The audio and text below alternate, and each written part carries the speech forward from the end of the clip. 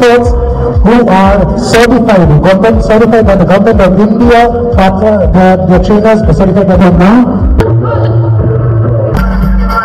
Thank you very, very much. Thank you. And you will see each and every one of you at the finish line, and we're going to be starting off with the small. ইভেন্টটা শুরু হয়েছিল 2016 সালে জেবিজি Kolkata trail রানের নামে।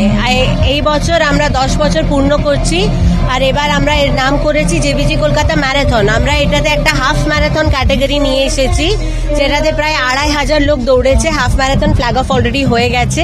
এবার 10 kilometre আর 5 kilometre ক্যাটাগরিও আছে, যেটা flag of হবে এবার।